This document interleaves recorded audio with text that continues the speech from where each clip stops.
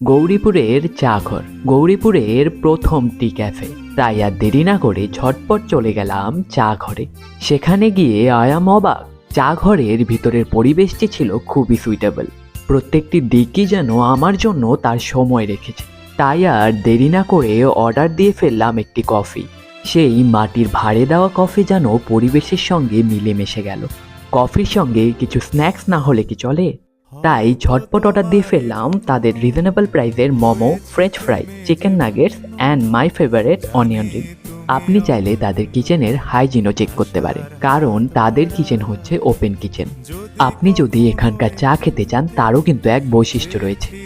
তাদের এই চা তৈরি করা হয় সুদূর আপার আসাম থেকে আনা চা পাতা দিয়ে, যেটা তাদের নিজেদের ব্র্যান্ড উজনি চা পাতা। আপনি চাইলে এখানে আপনার প্রিয় মানুষদের বার্থডেও সেলিব্রেশন করতে পারেন। এই শীতের মরশুমে মজাদার চা খেতে চা ঘরে কিন্তু যাওয়া চাই।